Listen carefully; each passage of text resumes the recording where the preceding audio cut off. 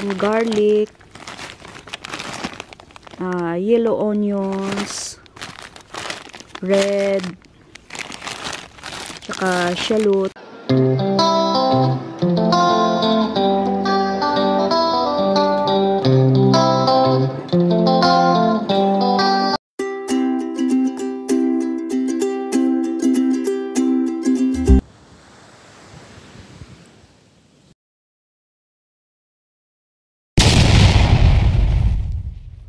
Hello everyone! Kumusta po kayong lahat? Ngayong umaga ay isang makulimlim na umaga sa inyong lahat. Ngayong araw ay magtatanim tayo ng ating mga shallots, onions, and garlics. Bago ako mag-umpisa guys, ay gusto ko lang pasalamatan ng lahat ng mga nag-subscribe sa akin. Maraming salamat po at sa lahat ng mga viewers ko. Umpisa natin. So ngayon ay lockdown na naman dito sa amin, no? Kaya habang lockdown ay magtatanim muna tayo. So ito yung napamili natin nung nakaraan. Ito yung garlic, yellow onions, red,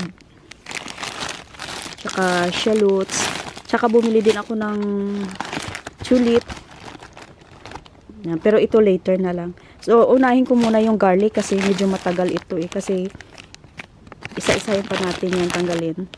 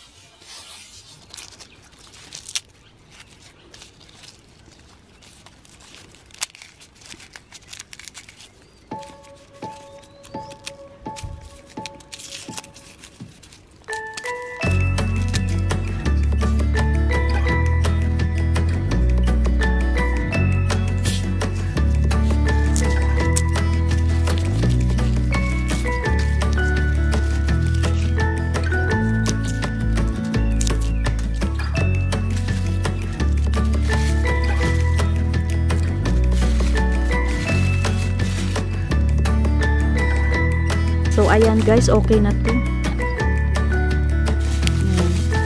Tanim na natin.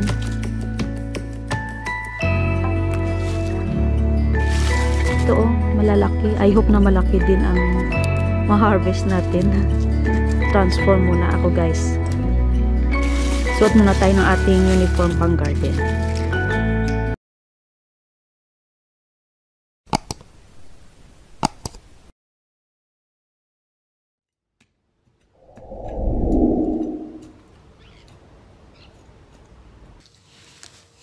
So, kailangan yung paghukay nito ay medyo malalim. Ganito yung hukay ko guys kasi para makabaon na siya dyan. Kasi dati nung nagtanim ako, hindi masyadong malalim kaya maliit yung na-harvest ko. Hindi naman tayo expert guys, no? Tanim-tanim lang. Kahit maliliit lang basta may ma-harvest tayo. Ang pagtanim nito ay pag ganon or ganyan kasi ito yung pitan niya so dapat nakaganon siya.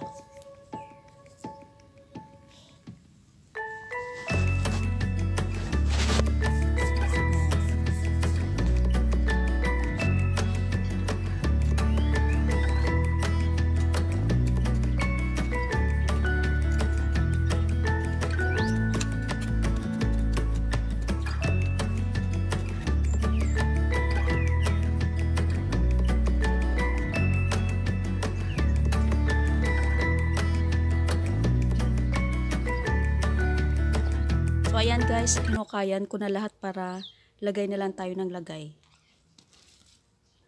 Ito, itatanim ko ang ito, yung yellow onions.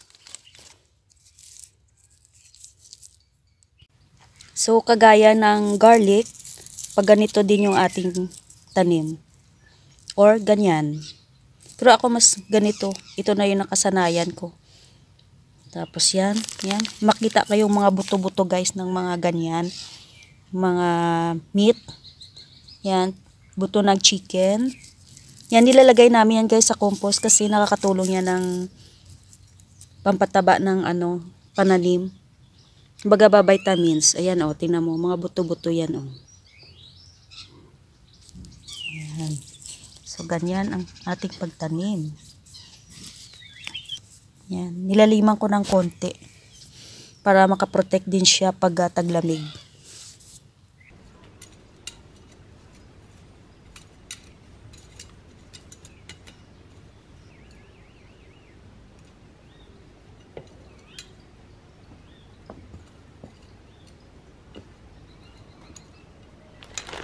So, dito sa side na to guys ay itatanom ko dito yung shallots tsaka red onions. First time ko magtanim dito ng red onions sa side na to kasi madalas shallots yung tinatanim ko dyan. So, yung isang line na yan, yung dito sa hilera ng, kasi meron pa tayong mga mga sili. So, dito sa area na to, kukuha ako ng isang line.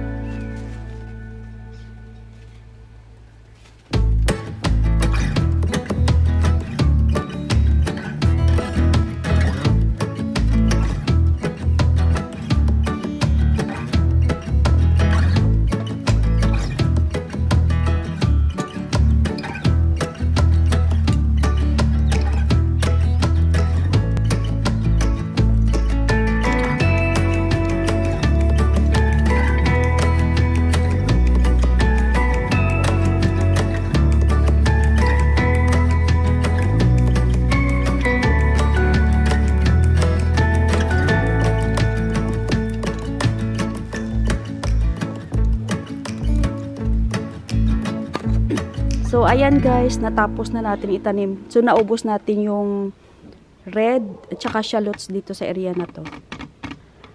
So, dahil basa-basa pa yung lupa, so hindi ko siya didiligan. Next day na lang. So, yung natirang garlic tsaka yellow onions, doon natin itanim sa kabilang side. Dito guys, sa area na yan, itataniman ko ng salad. Ito oh.